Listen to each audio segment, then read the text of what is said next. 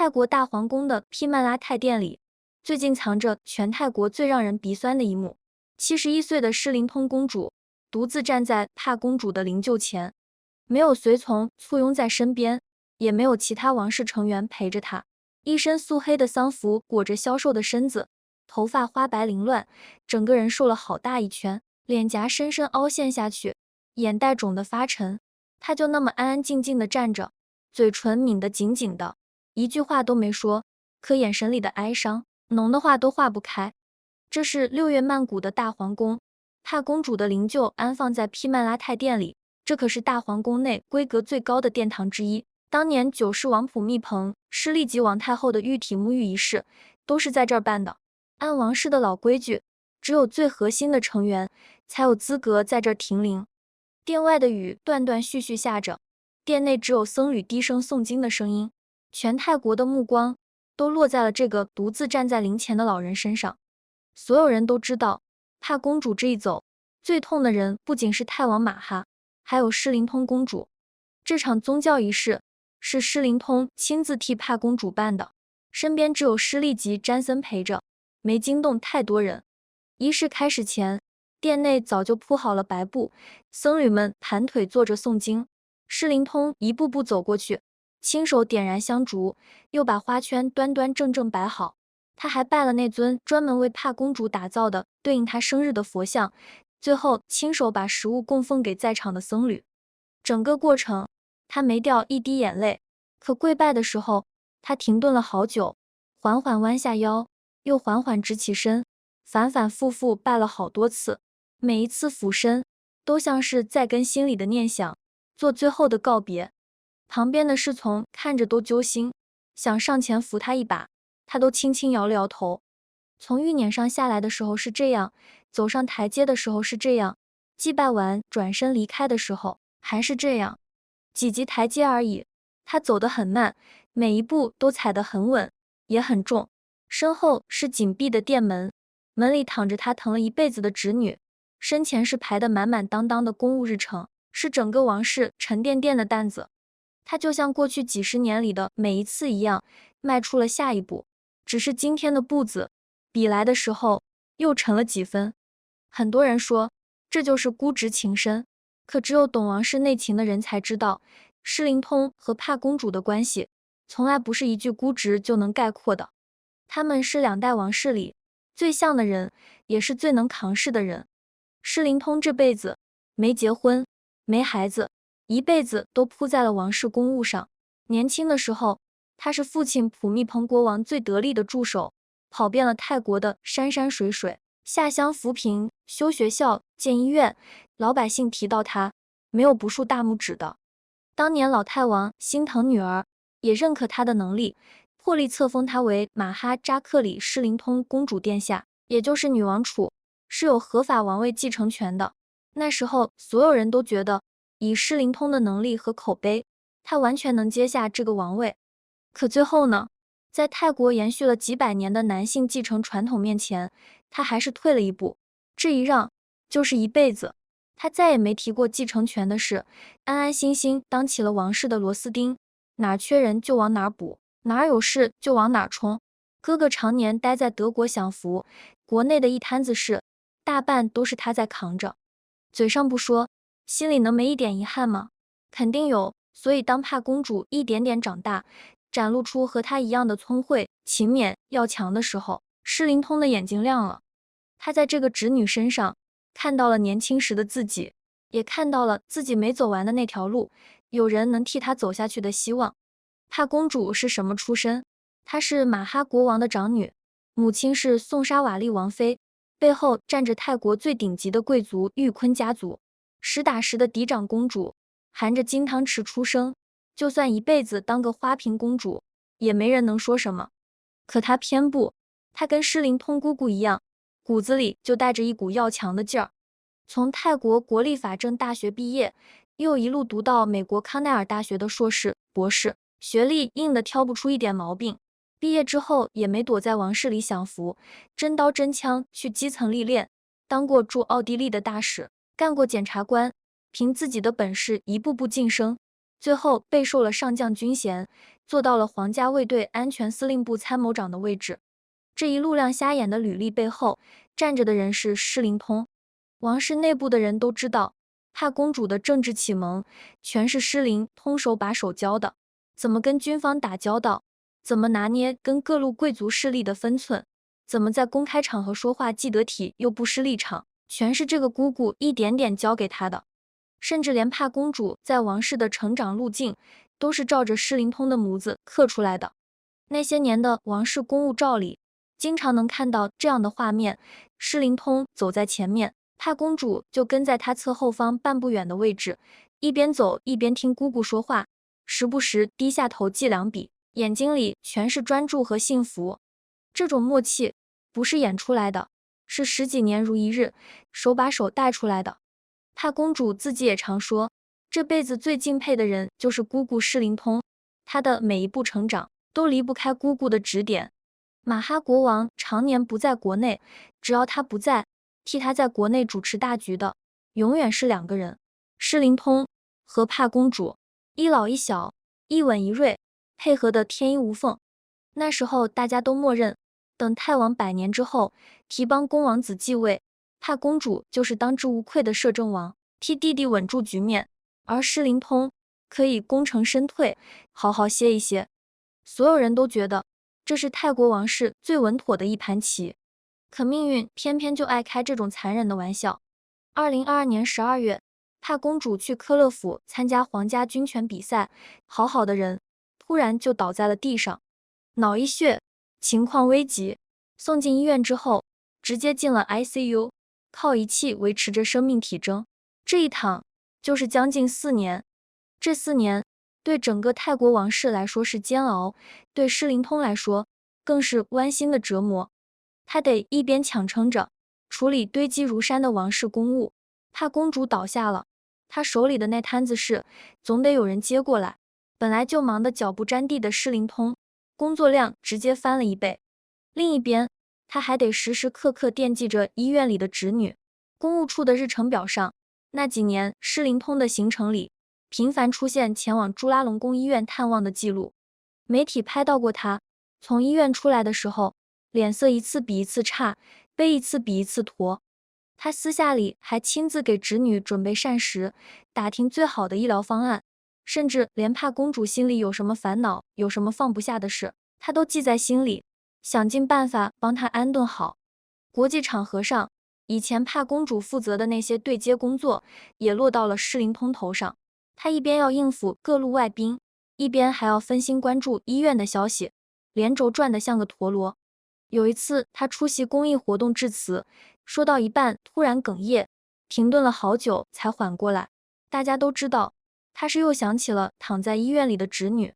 这4年，施灵通老得特别快，快得所有人都看在眼里。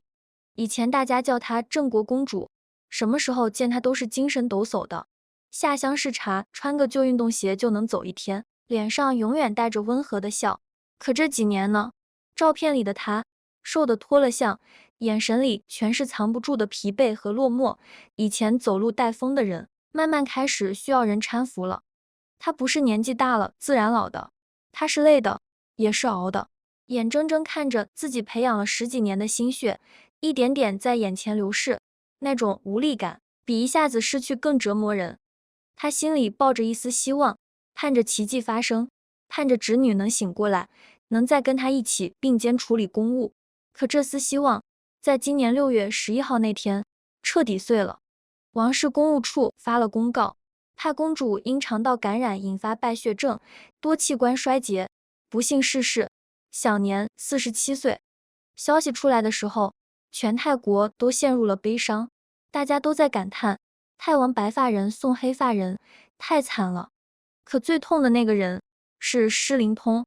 马哈国王在伤心，他还有别的孩子，还有苏提达王后陪着，还有后宫的人围着转。可施灵通呢？他这辈子没结婚，没孩子，帕公主就是他一手带大的，是他倾注了全部心血的作品，是他政治理想的延续，是他晚年唯一的盼头。现在这个盼头没了，他半辈子的布局，10几年的悉心栽培，随着帕公主的离世，全都成了泡影。6月13号，帕公主的灵柩从朱拉隆功医院移往大皇宫。那天曼谷的太阳特别毒，烈日当空，晒得人睁不开眼。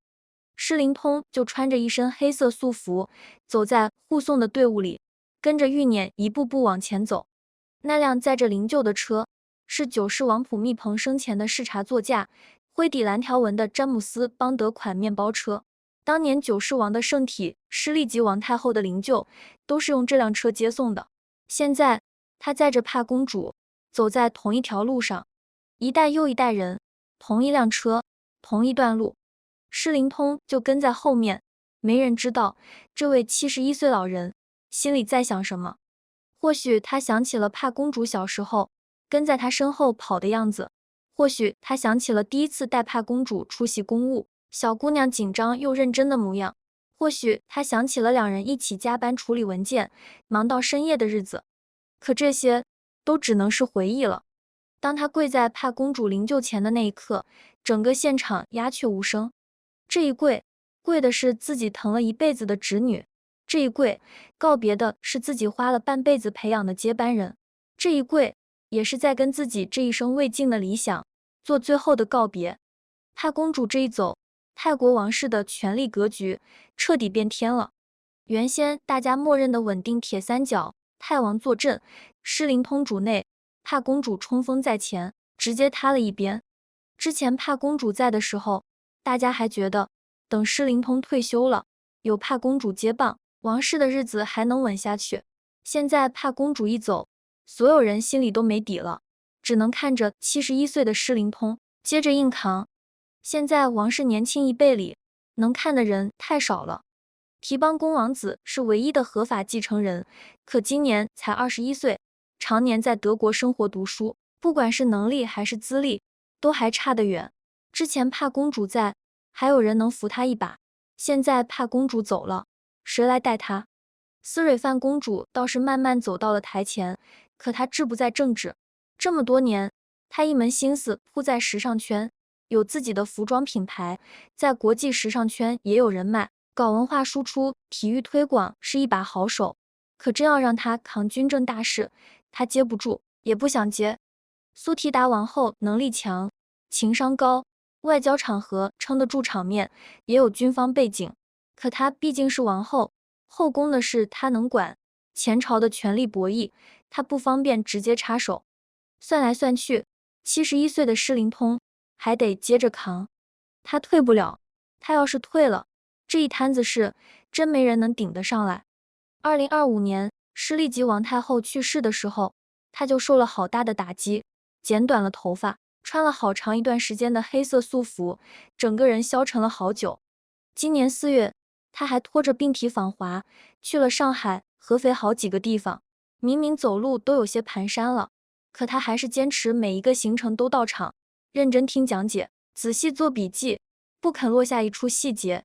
那时候大家还说施灵通公主真敬业，可现在回头看，她那时候哪里是闲不住，她是知道帕公主的情况越来越不好，她得趁着自己还能动，多做点事，多铺点路。